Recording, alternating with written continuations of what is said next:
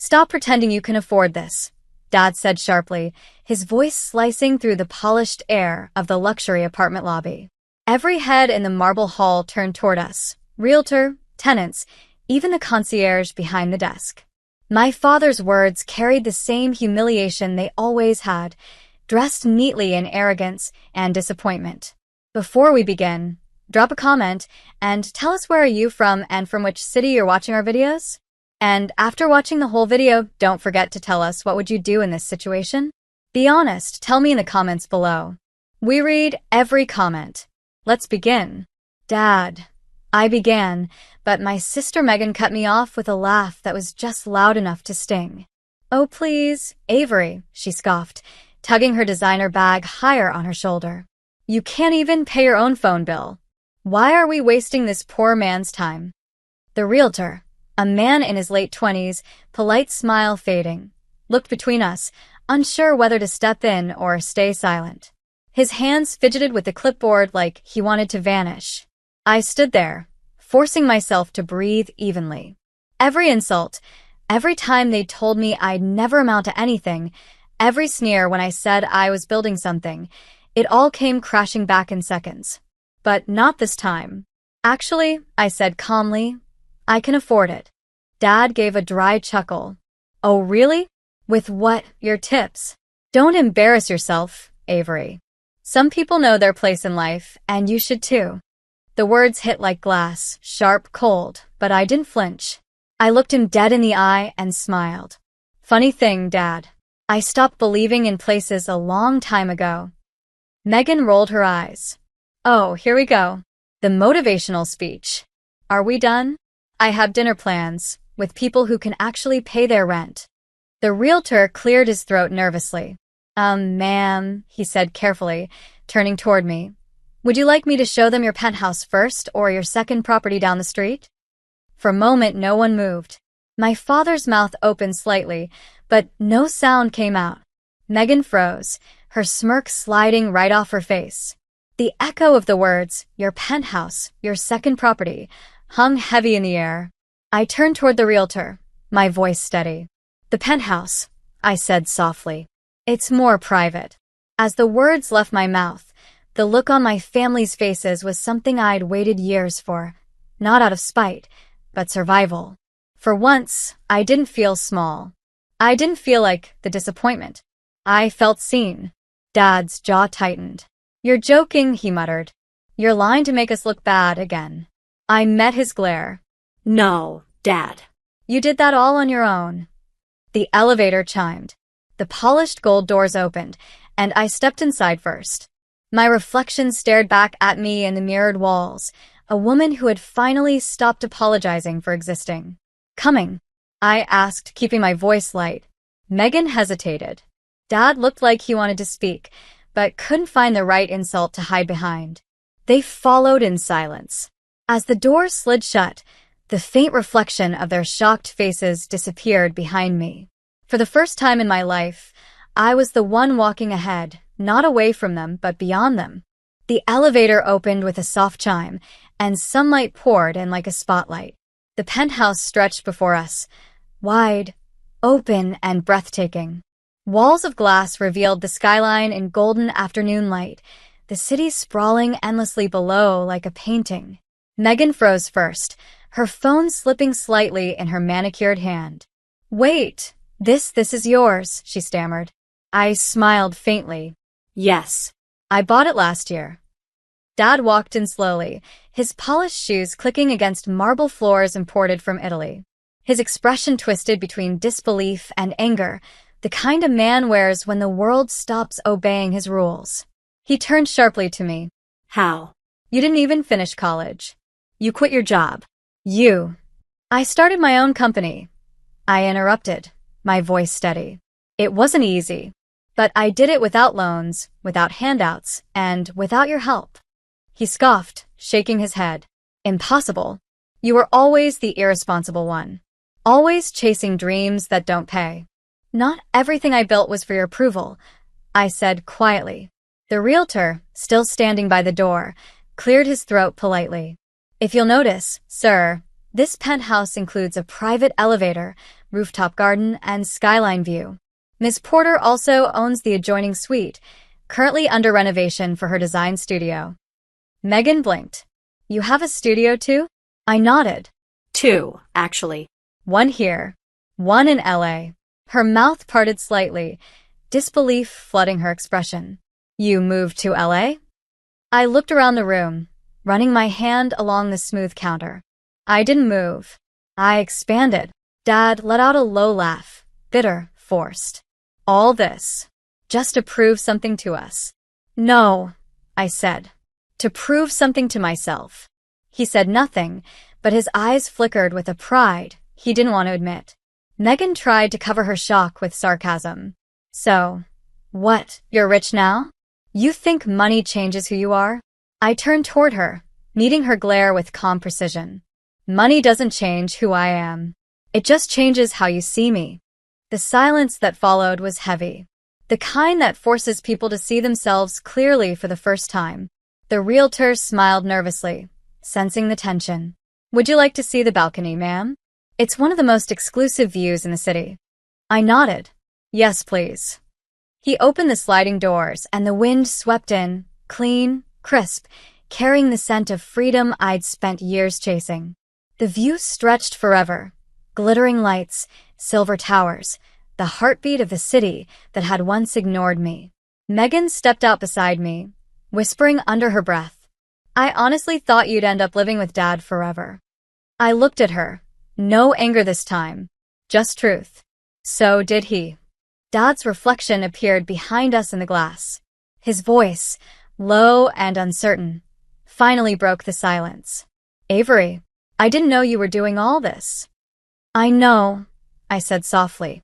You never ask.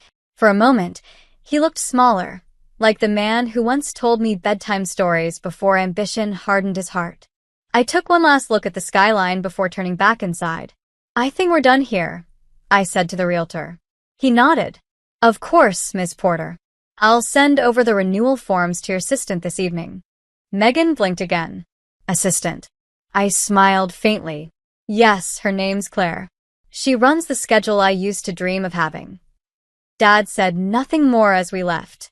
His silence followed me into the elevator, thick with realization. And as the doors closed again, I caught my reflection one last time, stronger, calmer, and completely free from needing their approval. This time, I wasn't the daughter who failed. I was the woman who built everything they said she couldn't. The city outside shimmered with lights, but inside my penthouse, everything felt strangely still. The echo of their disbelief lingered in the air like smoke after a fire. I stood barefoot on the balcony, the cool wind brushing against my hair, a glass of water in my hand instead of the champagne people expected from successful women. Success never tasted like victory to me. It tasted like exhaustion and silence. Behind me, I heard soft footsteps. My father had stayed. Megan had already left, muttering something about needing fresh air, though everyone knew she just couldn't bear sitting in a room where she wasn't the center anymore. Dad's reflection appeared faintly in the glass door. Older now, shoulders slouched, his voice no longer booming. You really did all this yourself? He asked quietly. I turned slowly. Yes. Every contract, every risk, every late night when I couldn't afford dinner but refused to quit. He rubbed the back of his neck, avoiding my eyes. I thought you'd fall apart without help. I didn't think that I'd survive. I said, my voice sharp but calm, that I'd make it without your approval. His lips parted, but the words didn't come. For the first time in years, he didn't sound like a man in control. He sounded human. I set my glass down on the counter. Do you remember the day you told me I'd never make it on my own? He frowned, thinking. Avery. I do. I cut in. You said I'd come crawling back. That the world doesn't reward dreamers. You told everyone at dinner that Megan was the real success of the family. He lowered his gaze. That was years ago. Yes, I said, stepping closer. But words don't have an expiration date, Dad. They stay with people, especially when they come from someone they once looked up to. The silence between us was painful. Not angry anymore, just filled with things that should have been said years ago. He finally looked up at me. I was hard on you, because I didn't want to see you fail. No, I said softly. You were hard on me because you couldn't imagine me succeeding. That hit him. His jaw tensed, eyes glassy under the dim light. He took a slow breath. You're right, he admitted. I didn't see it then. I was wrong. The words felt foreign coming from him. For a moment, I almost didn't believe I'd heard them right. I'm proud of you, he added quietly. I just didn't know how to say it without feeling small. I stared at him for a moment, then walked toward the balcony doors again. The city lights reflected in my eyes like distant memories. It's okay, I said. You don't need to say it. I didn't do this to make you proud. I did it to stop being broken. He nodded slowly, his voice hoarse. You sound like your mother. That made me pause. She'd passed years ago, long before I ever found my footing. I wish she could have seen this, I whispered. She would have loved it, he said. And she would have told me to stop being an idiot. That made me laugh, quietly, through the lump in my throat. He smiled faintly, like a man realizing too late that pride had cost him love. As he turned to leave, he stopped at the elevator and looked back. You built something amazing, Avery. Don't let anyone, especially me, make you feel small again. When the doors closed, I was alone once more, standing in the soft hum of the city. I walked to the balcony railing, breathing in the cold night air. Somewhere far below, car horns blended into the hum of life, reminding me how far I'd come from the girl who once counted pennies at a diner. For the first time, I didn't feel angry. I felt healed. The revenge wasn't about humiliation. It was about peace. And tonight, I finally had it. Morning light crept through the glass walls, brushing across the penthouse in soft gold. I hadn't slept. Not because of restlessness, but because peace, after years of struggle, felt almost too quiet. I made coffee the same way I used to when I lived in that rundown studio apartment. Cheap beans, no sugar, just have it. Except now, the view was different. Back then, it was peeling paint and noisy neighbors. Now it was the skyline. A view people paid millions for. My phone buzzed on the counter. Megan's name flashed across the screen. For a moment, I hesitated. But curiosity won. Can we talk? The message read. An hour later, she showed up, no makeup, no staged confidence, no laughter at my expense. Just Megan, standing at my door like a stranger who wasn't sure she was welcome. I opened it. You came early. I didn't sleep either, she murmured. Can I come in? I nodded and stepped aside. She entered slowly, eyes scanning the place like she still couldn't believe it was real. It's beautiful, she whispered. Everything about it, it's so you.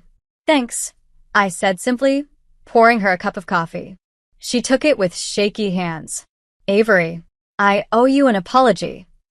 I leaned against the counter, studying her. You don't owe me anything. Yes, I do. Her voice cracked. I was awful to you. I laughed when Dad mocked you. I ignored your calls when you needed someone to believe in you. I thought you were lost. I said nothing. I'd imagined this conversation 100 times, every version ending with anger, revenge, or a perfectly timed comeback. But now, looking at her tear-streaked face, I didn't want any of that. I was jealous, she admitted, lowering her head. You had courage. You failed, yes, but you kept going. And I never did. I just played it safe, trying to keep Dad happy. Her confession hung heavy between us. For a moment, I saw us, as we used to be, two girls sitting cross-legged on the bedroom floor, dreaming about growing up. Before life turned competition into a battlefield. Megan, I said softly, I didn't build all this to prove you wrong. She looked up. Then why did you? I smiled faintly. To prove I wasn't what you all said I was. Her lip trembled. And now that you have it, what do you feel? I glanced at the skyline. Free. Silence stretched between us, comfortable this time. The kind of silence that healed, not hurt. She finally nodded. You're stronger than any of us ever gave you credit for. I chuckled lightly. Took you long enough to notice. We both laughed, a small, genuine sound that felt like the first piece of our childhood finding its way back. Then Megan's tone shifted, serious again. Dad told me he's selling the old house. Said it feels empty now. I swallowed. Maybe it's time. She looked down at her cup. He regrets everything, Avery. He told me he wishes he could take it all back. I turned away, blinking against the sudden sting in my eyes. Regret doesn't rewrite history. No, she said gently. But maybe it starts a new one. Her words landed deep. I walked to the balcony, the same spot I'd stood on last night, the same wind wrapping around me. Do you know what the hardest part was, Megan? I asked quietly. She shook her head. It wasn't the nights I went hungry. It wasn't the people who doubted me. It was realizing that my own family, people I loved, saw me as a joke. That broke me in ways success can't fully fix. Megan's eyes glistened. I know, she whispered, and I'll spend every day trying to make it right. Something inside me softened. I reached out, placing a hand on her shoulder. Then, that's enough. We stood there for a while. Two sisters, once divided by pride and pain, now bound again by something real. The elevator chimed softly in the background. Dad stepped out. He looked older in the daylight, tired but humble. No arrogance, no sarcasm. Just quiet remorse. I wasn't sure if I'd be welcome, he said carefully. I turned toward him. You're always welcome, Dad. You just have to come with respect this time. He nodded slowly, his eyes glistening. I deserve that. He looked around the penthouse, his voice low. You did what I couldn't. You made something from nothing. I'm proud of you, Avery. It was simple, but it hit harder than I expected. For a moment, I just stared at him. Years of hurt clashed with the warmth in his tone. Finally, I said, I didn't need to hear that, but it still means everything. He smiled faintly. I'm glad. We sat together for a few minutes, the three of us, drinking coffee in silence. Not as rivals or strangers, but as people who finally understood each other.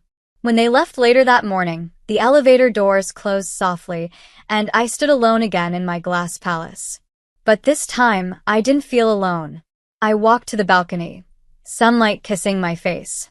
The city buzzed below, full of dreams, mistakes, and second chances.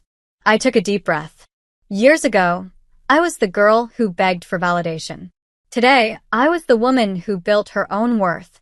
And as the wind swept through my hair, one thought settled in like quiet thunder. Sometimes, the sweetest revenge isn't proving them wrong, it's proving yourself right. The morning started like any other. Just black coffee, my laptop screen flickering with overdue invoices, and the throb of another sleepless night behind my eyes. I wasn't in the mood for much, especially not for my younger sister Tessa barging into my apartment like she always did, uninvited, unannounced, like the place was hers. Before we begin, drop a comment and tell us what would you do in this situation? Be honest, tell me in the comments below. We read every comment. Let's begin. Linnea, my phone's dead. Let me borrow your charger, she whined, dumping her Louis Vuitton tote on my couch and letting her iPad fall on the table with a careless clack. I gave a tired smile and slid my charger toward her. I'm working. Yeah, your little invoice life. You're such a saint, she muttered, sarcastically, plugging in her phone while already unlocking her iPad. But she didn't lock it back when she stepped out to take a call. That's when everything started unraveling. I didn't mean to look. I swear I didn't. But the screen was glowing, and my name, Lena, was bold in a notification banner. From a group chat named Fam. My gut dropped. Curiosity cracked the dam. I tapped it open. She's literally a doormat, lol. Like she'll just pay the damn bills and still thank us for dinner. Tessa. Keep telling her she's appreciated and she'll keep footing your rent. Dumb girl has no backbone. Dad. She thinks love means sacrifice. Let her suffer. Just smile and nod. Mom. Just pretend to care. She's useful AF. Cousin Aria.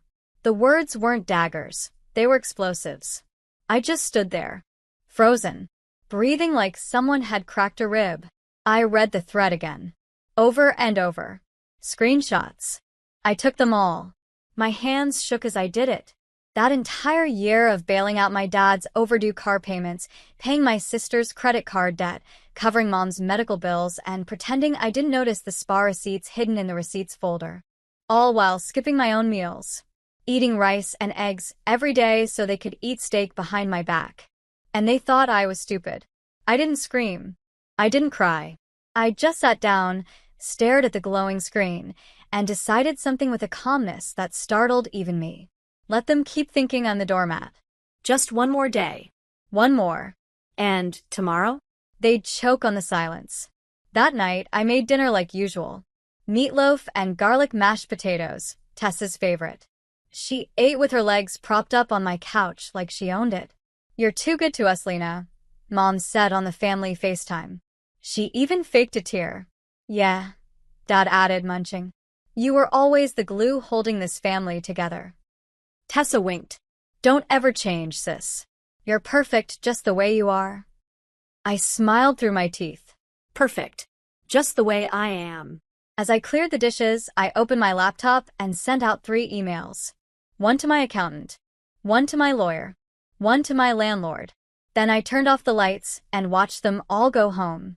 None of them knew what was coming. None of them saw the storm forming. They just thought they'd fooled the fool. The next morning, the apartment was quiet. Too quiet. No banging at the door, no texts from Tessa asking for brunch money, no missed calls from Mom guilt-tripping me about family loyalty. Just the hum of the fridge and the sound of my fingers flying over the keyboard. I had barely slept. But it didn't matter. I felt more awake than I had in years. I sent one final email, to my bank this time. The subject line read, "Immediate freeze, joint accounts." Then I turned my phone off. That was it. No more deposits into Dad's account. No more Venmo transfers to Tessa. No more coverage for Mom's monthly health insurance. All of it gone. They could sit with their group chat and figure out how to pay for their own lives without the doormat footing the bills. Around noon, I went out. Not to escape, but to breathe. I walked downtown, past the corner cafe, where Tessa had once screamed at me for using the wrong milk in her latte. Past the boutique where Mom had used my card accidentally for a $1,200 coat she still claimed was on clearance. Everywhere I turned was a reminder of how often I'd given and how little they gave back. But that day wasn't about them anymore. It was about me. I stepped into the law office of Catherine Monroe, the most ruthless attorney in the city, and slid the stack of screenshots across the table. She scanned the texts, then raised an eyebrow. "I assume you're ready to stop paying for these people's existence?" "I'm not just done," I said. "I want it in writing. I want a clean break. And I want everything I've paid to be documented. I want to file for civil restitution if they come after me." Catherine's smile was thin but sharp. "Oh, honey, you've come to the right place." That night, the storm hit. It started with Tessa's voice screeching through my voicemail. "Lena, what the hell? My card got declined at Zara. Dad's car payment bounced. And Mom says her prescription didn't go through. What's going on?" Then a text from Mom. "Sweetheart, is there a mistake with the bank? Your father's account says 0. Please fix this." And then a call from Dad. I didn't answer any of them. Instead, I sat at my desk with a glass of wine and watched as the family group chat lit up like a Christmas tree. "Tessa, what the hell is happening?" Mom. "Lena, call me now." Dad. "I swear to God, you better fix this." Aria. "Are you mad about something? That stupid group chat?" "It was just jokes, Lena." "Tessa, you're overreacting. You've always been so emotional." I stared at their messages. One by one. All of them scrambling, unraveling, losing the ground they had walked over me for years. Then, finally, I typed one line. "I know everything." And I left the chat. But I wasn't done yet. That was just the warm-up. I needed them to feel the silence, to live in the absence of the woman they called useful. I needed them to experience a version of their life without me in it. The next morning, I took a day off work and drove to my childhood home. The house I'd practically paid for. The same home where I used to sleep on a pull-out couch just so Tessa could have the only guest bedroom. I rang the doorbell. No one answered.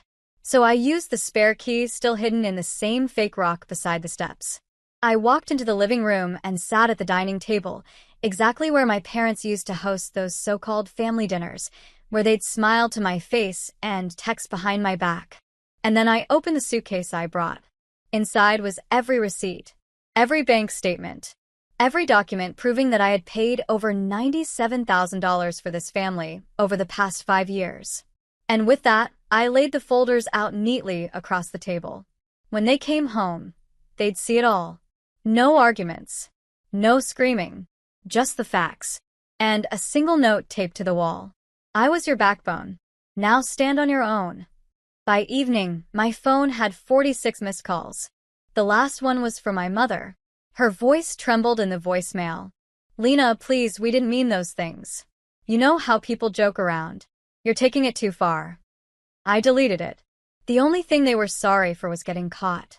And now that the money faucet had been shut off, the cracks were showing faster than I expected. The next morning, I got a knock on my apartment door. Not a text. Not a call. A knock. Tessa stood there, her makeup smeared, hair in a messy bun that usually cost $300 at a blowout bar. "I just want to talk," she said, folding her arms. "Can I come in?" No. She blinked like she hadn't even considered rejection. "I said I just want to talk," she repeated, her voice more defensive now. "Look, I know you saw the chat, but you took it the wrong way. We were just joking." I leaned on the doorframe. "That joke cost me my savings." "Oh, come on. You're acting like we're monsters. We love you." "No," I said, calm and ice cold. "You loved what I did for you." She scoffed. Fine. "Be dramatic. You always were. But you'll come around. You always do." That's when I smiled. Not this time. I shut the door. Later that day, I sat across from Catherine Monroe again. She had the civil complaint packet ready. "This outlines every documented instance where you were financially exploited under false pretenses by family members who intentionally misrepresented their intentions," she said. "We can send it formally, or just let them see it." "I want them to see it," I replied. "I want them to know exactly how much they took from me, and that I'm done." She nodded. "I'll deliver it by courier tomorrow. But Lena, if you want to stop here, just walk away, you can." I didn't hesitate. I don't, because it wasn't just about revenge. It was about taking back control. For the first time in my adult life, I wasn't bending over backward to keep the peace. And the silence felt good. But silence doesn't last in families like mine. 2 nights later, my cousin Aria tried to ambush me at the grocery store. I was standing in line, cart filled with essentials. Nothing fancy, just real food for once. Not the processed noodles I'd lived on for years. "Lena, wait." Aria jogged up, her voice a little too chipper for someone who'd called me a useful idiot a week ago. She reached into her designer bag and handed me a gift bag. I wanted to say sorry. That chat, it wasn't right. I get it. And I feel awful. I opened the bag. Inside was a half-used scented candle and a Starbucks gift card. $10. Seriously? She blinked. What? I thought it was nice. Do you think $10 covers 5 years of emotional and financial manipulation? Her face stiffened. You don't have to be bitter, Lena. Bitter? I asked, my voice rising just enough for the man behind me to glance over. No, Arya. Bitter was me, working overtime, so you could go on girls' trips. Bitter was watching you wear $1,000 outfits I unknowingly paid for. This. I held up the candle. This is pathetic. I left the bag on the counter and walked away. That's when it started. The rumors. The family turned on me like a pack of wolves. Suddenly, I wasn't the selfless sister or loyal daughter. I was the cold-hearted monster who abandoned them in hard times. But I didn't back down. I sent the packet of documents to every one of them. Dad. Mom. Tessa. Arya. All of them. And with it, a final message. From now on, I pay for no one but myself. That same night, I finally booked something I dreamed of for years. A solo weekend trip to Vermont. A quiet cabin. No Wi-Fi. Just me and the sound of no one needing anything from me. When I arrived, I sat by the fireplace, sipped coffee that wasn't reheated 6 times, and watched the snow fall. No screaming. No chaos. Just peace. But my peace wouldn't last long. Because while I was gone, someone broke into my apartment. And when I came back, nothing was stolen. But everything was moved. And on my kitchen counter, in neat handwriting, was a note that made my blood run cold. You think you're free of us? You're not. I stood in the doorway of my apartment, my suitcase still in hand, heart hammering as I stared at the note on the counter. You think you're free of us? You're not. No signature. No fingerprints. No forced entry. Just that sentence, scrawled in cheap black ink on a torn grocery receipt from the corner store down the block. I scanned the apartment. Everything was almost untouched. The couch cushions were fluffed wrong. My favorite mug was turned slightly on the shelf. A framed photo of me at my college graduation, the only one where Dad actually showed up, was turned face down. Subtle violations. Intimate ones. The kind you'd only notice if you lived here. It wasn't a robbery. It was a message. I called the building superintendent, asked for the security footage. He said the cameras had gone offline due to maintenance 2 days ago. How convenient. I filed a police report. They shrugged. No signs of forced entry, no theft, just a domestic dispute scare. They didn't take me seriously, but I took myself seriously. The next morning, I changed every lock. I installed cameras, bolted every window, upgraded the security system, and I called Catherine. I need a restraining order. On all of them. She exhaled through the phone. Even your parents? Especially them. There was a long pause before she said, I'll get started. But I wasn't going to live in fear. Fear was their game. Control was their currency. So I did the one thing I knew they didn't expect. I went public. I wrote a long-form piece for a blog called Real Women Rise, anonymously at first. A raw, no-holds-barred account titled The Doormat Diaries, How My Family Used Me, and How I Finally Said No. It detailed everything. The group chat, the financial abuse, the years of manipulation disguised as love, the emotional leeching that bled me dry. Within days, it went viral. Comments poured in. I thought I was the only one. You're brave for telling the truth. Thank you. This is my story too. Word for word. Women from all over the country shared similar tales. Sisters who paid their brothers' rent for years and got nothing but gaslighting in return. Daughters who cared for sick parents while being called lazy. Women who were emotionally blackmailed into giving until they had nothing left. And my story became a rallying cry. That's when the family panicked. Tessa called from a block number. She left a voicemail dripping in false sweetness. Lena, you aired our dirty laundry to strangers? You've humiliated us. Do you feel proud? Then Dad sent a text. You just made yourself look weak. Family always forgives. Strangers won't. Mom emailed me a 4-paragraph essay about forgiveness and how blood always wins. But it was too late. Their narrative had shattered. They were used to controlling me behind closed doors. Now the world saw them for who they really were. And I wasn't ashamed. For the first time in my life, I felt clean. But that didn't mean they were done. A week later, I received a letter. Official stationery. My father's name in bold at the bottom. You owe us, it read.